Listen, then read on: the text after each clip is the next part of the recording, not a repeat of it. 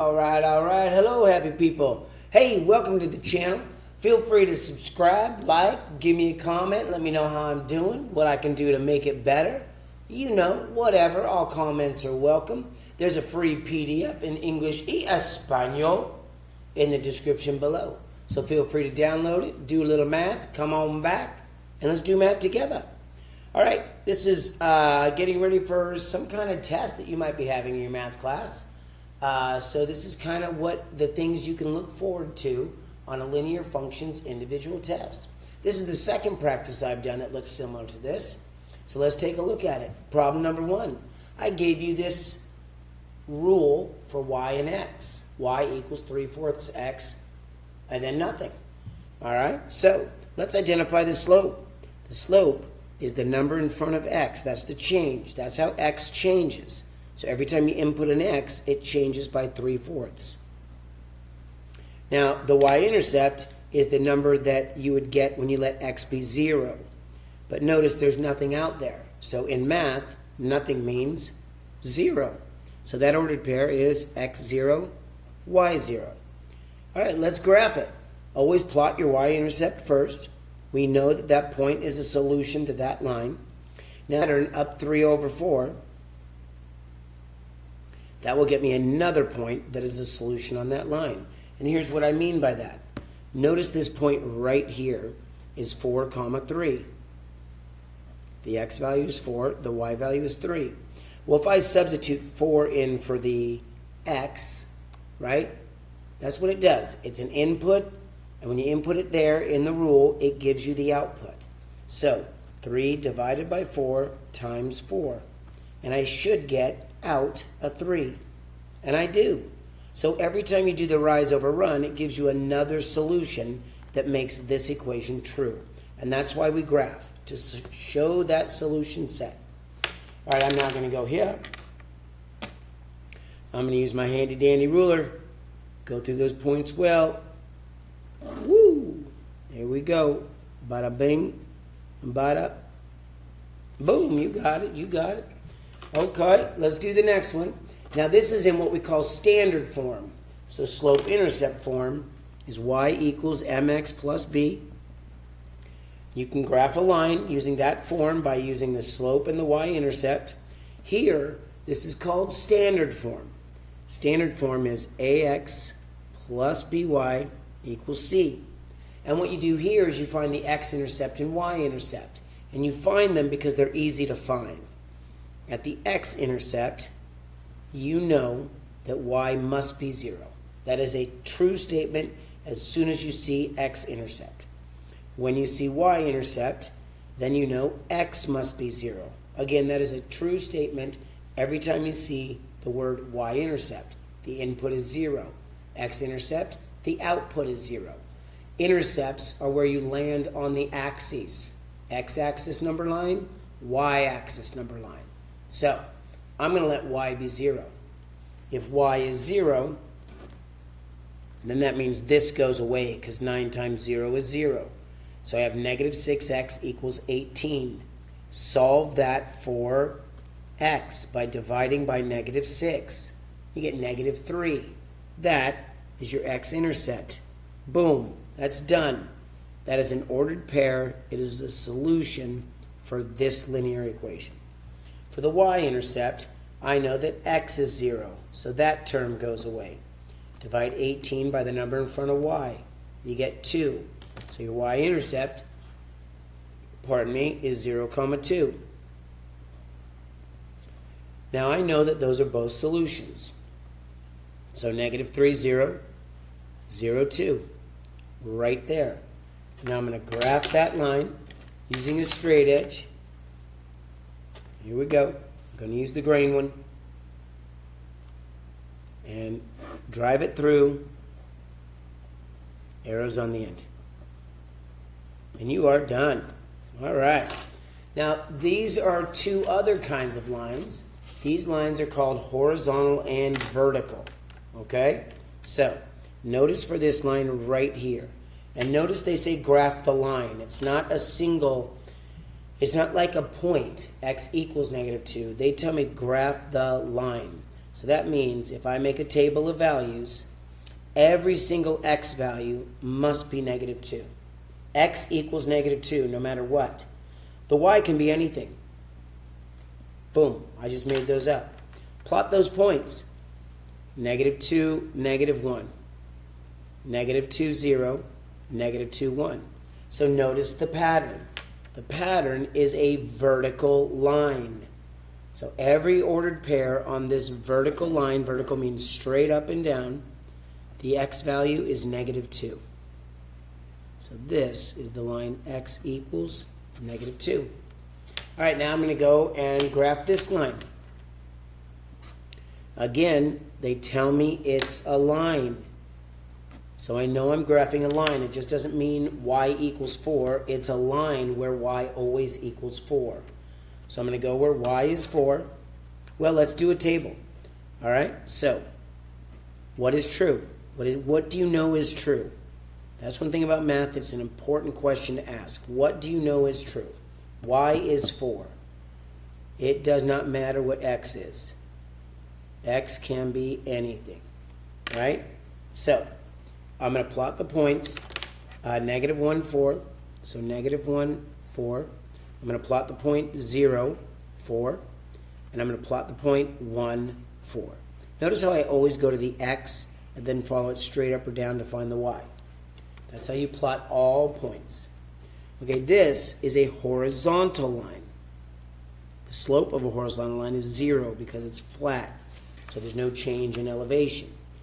The slope of a vertical line is undefined because it's so steep, there's no number that defines how steep it is. Now these two lines intersect, and they intersect at a point. That point of intersection is right there. Intersect means they cross. Notice the x value is negative 2. Notice the y value is 4. So this is the line y equals 4. So that is the ordered pair where they connect. Negative 2, comma, 4. Woo, that's it. That's it, my party people. All right, let's move on.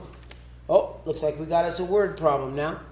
James has a snake that was 4 inches long. All right, that's important. I wonder what kind of snake it was. I hope it wasn't a rattler. At birth, right? That means times 0, so 4 inches long at birth. That is times 0. And grows at a rate. We love those rates because that means y equals mx plus b. Initial value is times 0. And a rate means the m, the slope. So it grows at a rate of 3/4 of an inch per week. Okay, we're going to create a function, LW, where W is the input. Okay, so this is, again, really important information. W is the input. They're defining my variable. And LW is the output. Notice input W is weeks and output LW is length. Well, how long was that snake when it was born? 4 inches. The rate, how fast does it grow? It grows 3/4 of an inch per 1 week. That is your rate. Let's create a function. The length of the snake after W weeks is equal to 3/4 times the number of weeks that have passed since it was born plus the initial length. All right, that's that. Let's create a table. Notice in this table, they want 5 inputs and 5 outputs. Also notice that this is only valid for 26 weeks, okay? So this is only valid for 26 weeks. This should be up in this part of the problem. So I know where my min and max is. Okay, so I'm going to put that up there before I put it in the description. All right, so I know my minimum weeks is 0, so always have a min and a max point when you're doing these problems, if there is a max point or if there is a min point. With word problems, there almost is always a min point. There's not necessarily always a max point. So min point is time 0, 4 inches long. The max point is time 26. So as soon as 26 weeks pass, the snake is now growing at a different rate. So I'm going to substitute this value in. So I'm going to do 3 divided by 4 times 26, because weeks is W, plus 4. And I get 23.5 inches long. That snake is growing quickly. All right, now I'm going to pick some ordered pairs in the middle. I like to pick ordered pairs that divide by the denominator of my rate nicely. So I'm going to pick 8, 16, and 20. Those are all multiples of 4. And I just picked any numbers between 0 and 26. Now I'm going to put 8 in. And I get out 10. So after 8 weeks, that snake is now 10 inches long. Now I'm going to put 16 weeks in. Now that snake is 16 inches long. Now I'm going to put 20 in. Now that snake is 19 inches long. Notice how the snake is growing as time is growing. So this is an increasing function. Okay, is the graph continuous or non-continuous? This graph is continuous since the snake can grow, in a fraction of a week, right? Grow every minute. Continuous since the snake can grow in fractional inputs. Input values. So the snake is growing every minute. The snake is growing every week, every day, every 2 days, every 3 days. It's not just a big jump. The snake just doesn't go from 4 to 10 inches. It's a gradual, consistent growth. So that's continuous. So if things can be fraction of the inputs, then you know it's a continuous growth. You have to look at the outputs as well, right? And see if they can be fractional as well. So in this case, they both can be. The snake can be 4.1 inches long. The snake can be 4.3 inches long. The snake can be 6.5 inches long. Okay? So if fractions and decimals make sense, it's continuous. All right, let's get some increments. So we have weeks.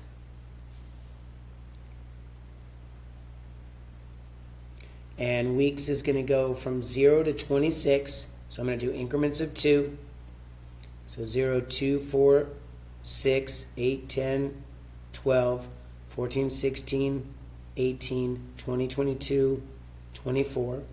We got to do it one more time. 26, 28, 30. Okay, well, I like to get more than halfway across. So I don't want to just use this little piece of chunk. So I want to get more than halfway across, but not longer than my axis. So I got to pick an increment that does that for me, that lands me right in here somewhere. All right, I'm going to do the same thing for length. I'm going to 24-ish, so I'm going to do increments of 2 as well. So 0, 2, 4, 6. 2, 4, 6. 2, 4, 6. 2, 4, 6. And that's as far as I got to go. Again, notice I went a little bit more than halfway, right? So I'm in that range that I need to be for a good, accurate graph. Let's plot some points. So point number 1 is 0, 4. 2, 4. X 0 times 0, length 4. 26 is here. 23.5 is just below 24. Now we already established this is continuous, so I'm going to go ahead and graph this. Boom, there it is. All right, let's identify a minimum and maximum value.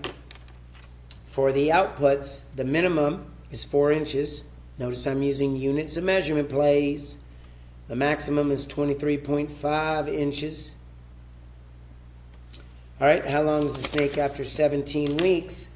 Well, that's just a calculator problem. Remember, W is weeks. So 3 divided by 4 times 17 plus 4. 16.75 inches.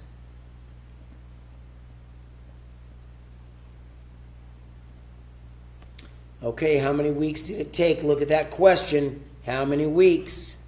Right, that's your W. And then notice they gave me a value for the length. Length is 13.7. Okay, so that means my output becomes 13.7. And I set it equal to my function rule. Inverse operations to solve this for W. Subtract 4. Divide by 3/4. When you divide by a fraction, put that in parentheses. 3/4 divided by 3/4 is 1. So that's 1W equals 9.75 divided by 3 divided by 4, 13. So that means it took 13 weeks. Make sure you use unit of measurements. All right, that's problem 1 through 6. I'm going to create another video for the rest of this, okay? So you can break it up into 2. Stay strong. Put that phone away. Go get yourself a glass of water. Stretch a little bit. Do a little exercise. Come on back and let's finish it up. All right, see you soon.